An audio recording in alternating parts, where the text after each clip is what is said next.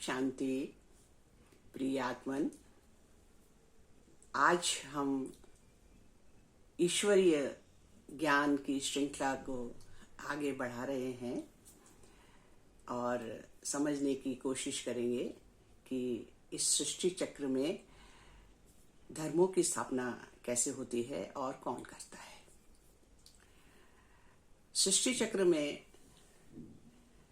जो ये समय चल रहा है जिसको हम संगम युग कहते हैं, और संगम युग वो युग है जब प्रभु स्वयं परमात्मा स्वयं आकर इस ज्ञान रत्नों से हमें सजाते हैं।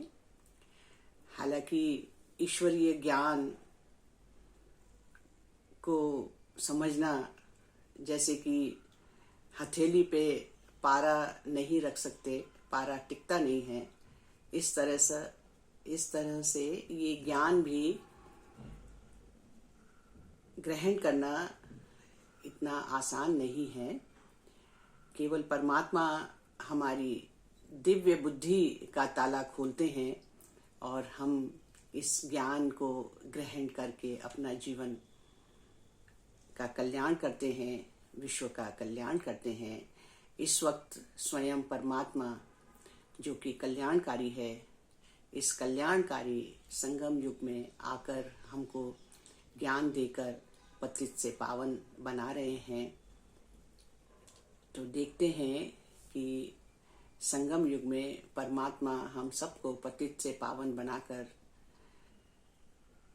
सनातन देवी देवता धर्म की स्थापना करते हैं, जिसमें परमात्मा हमें देवीय गुण धारण करवाकर नर से नारायण बनाते हैं। ये बहुत ही समझने वाली बात है कि हम मनुष्य किस प्रकार से देवता बनते हैं।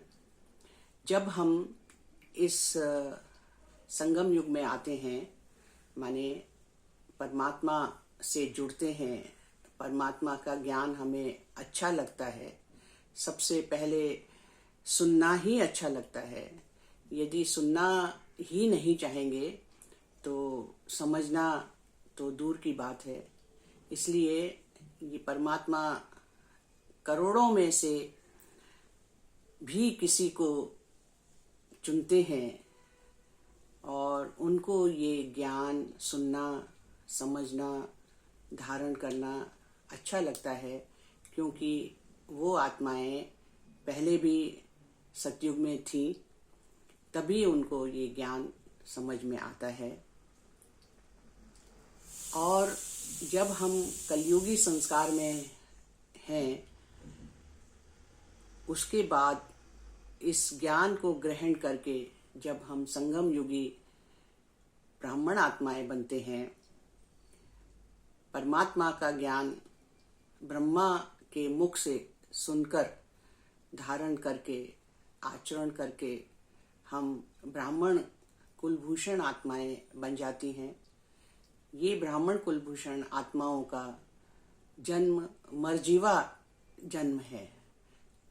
मरजीवा जन्म से तात्पर्य है कि आत्मा ने शरीर तो नहीं छोड़ा, लेकिन आत्मा संपूर्ण रूप से परिवर्तित हो जाती है और अपने कलयुगी संस्कारों को छोड़कर देवीय गुण धारण करती है और मनुष्य से देवता बनती है।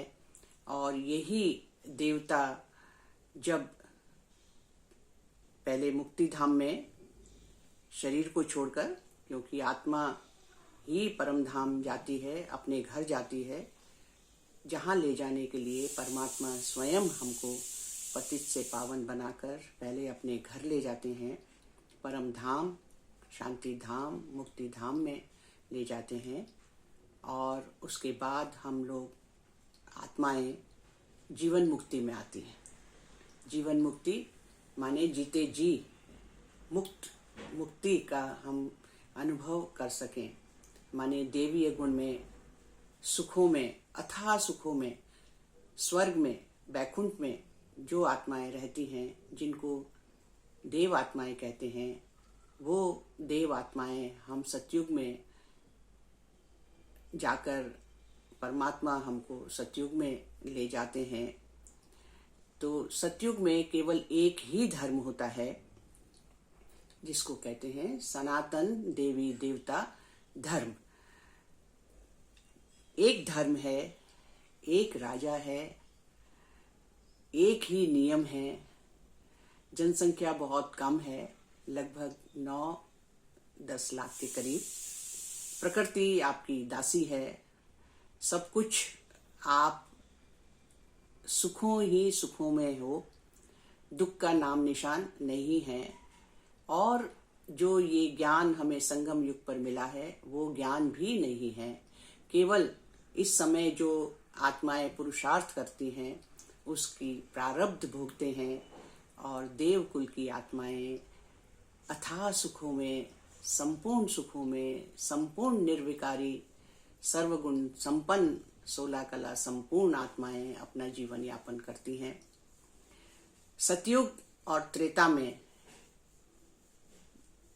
देवता धर्म चलता है, लेकिन उसकी जनसंख्या बढ़नी शुरू हो जाती है। त्रेता के अंत तक आते आते हम 33 करोड़ देवी देवता हो जाते हैं, आत्माएं आ जाती हैं। इसीलिए मान्यता है भारत में कि हम 33 करोड़ देवी देवता थे। उस पश्चात द्वापर में आते आते अन्य धर्म भी आने लग जाते हैं। क्रिश्चियन धर्म, इस्लाम धर्म, बुद्ध धर्म, नानक देव आ जाते हैं, साईं बाबा आ जाते हैं। और अभी कलयुग में तो हम देखते हैं कि बहुत सारी धर्म निकल आए हैं। इसीलिए इतनी पतन हुआ है, क्योंकि जहाँ अनेकता होगी वहाँ सामंजस्य बिठाना मुश्किल हो जाता है। तो परमात्मा ही इन सब धर्मों को विनाश करके माने सृष्टि बदल जाएगी। सबको महाविनाश, महाभारत लड़ाई लगती है। यही महाभारत लड़ाई है, जिसके बाद सबको अपने घर जाना है और सृष्टि नया चक्र शुरू होगा, जिसमें सब अपने अपने समय पर इस सृष्टि रंगमंच पर अपना पार्ट बजाने आएंगे। तो हम ये समझ सकते हैं कि केवल परमात्मा ही है जो इस कलयुगी संसार को बदलकर सतयुग में ले आ रहे हैं। केवल एक धर्म है जिसको हम देवी देवता, सनातन देवी देवता धर्म कहते हैं, जिसकी स्थापना स्वयं परमात्मा करते हैं। बाकी सृष्टि चक्र अपने आप स्वयं चलता है, रहता है। और जैसे जैसे धर्मों की संख्या बढ़ती जाती है, उन धर्मों को भी स्थापित करने वाले धर्मात्माएं हैं, अच्छे भाव से करते हैं। ड्रामा में ये होना ही है, निश्चित है। इसीलिए ये धर्मों की स्थापना होती है। और संगम युग पर आकर परमात्मा सभी धर्मों का विनाश करके, परिवर्तन करके इस सृष्टि को सतयुग में बदल देते हैं। नई दुनिया, नया सृष्टि चक्र चल पड़ता है। ओम शांति।